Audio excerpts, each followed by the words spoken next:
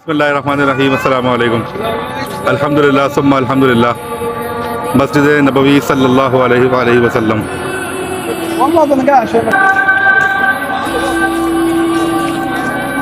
हमारी आमद हो गई है अल्हम्दुलिल्लाह नबी के शहर में, नबी की मस्जिद में,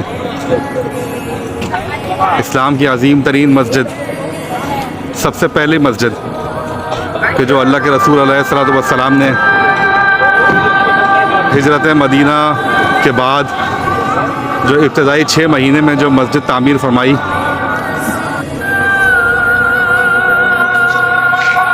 ये उनमें से एक है।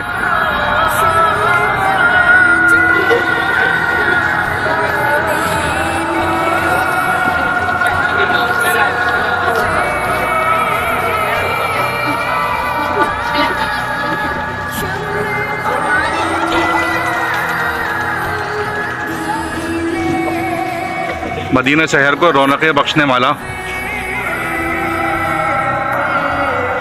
इसकी इकोनॉमी को ग्रो करने वाला और इससे इस कदर लोगों की मोहब्बत और इसकी इतनी ताज़ीम सिर्फ़ और सिर्फ इस मस्जिद नबवी सल्लल्लाहु अलैहि वसल्लम की वजह से है कि जहाँ पर अल्लाह के रसूल सल्लल्लाहु अलैहि वसल्लम खुद तशरीफ़ फरमा है। अल्हम्दुलिल्लाह। आए अब हम इसके दाखिली दरवाज़े से अंदर की तरफ जाते हैं। ये है बाब नंबर 309 यहाँ से हमने इसकी एंट्री ली है।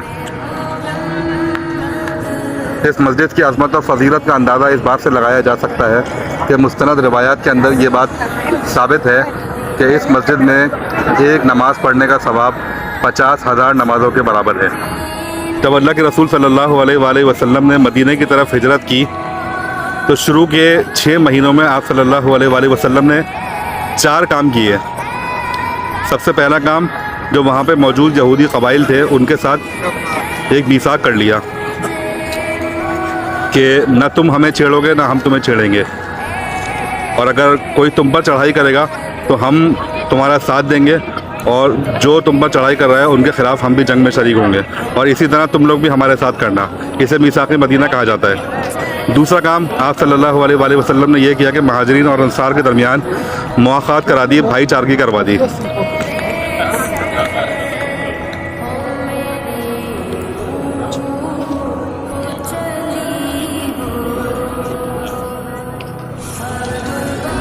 तीसरा काम जो आप सल्लल्लाहु अलैहि वसल्लम ने किया वो ये किया कि सहाबा किराम की मुख्तलिफ़ टोलियाँ जो हैं वो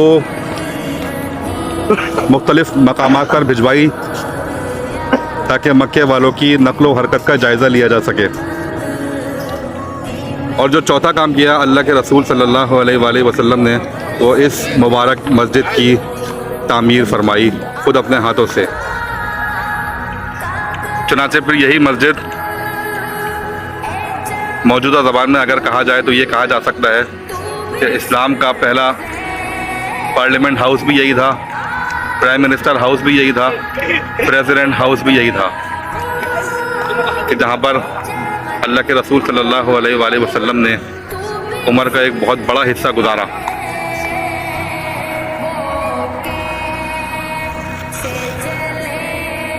और ये चीज़ मदीना वालों के लिए बहुत बड़ी खुशनसीबी की बात है कि आज तक अल्लाह के रसूल सल्लल्लाहु अलैहि वसल्लम यहाँ पर तशरीफ़ फरमा है बिनफ़्स नफ़ीस।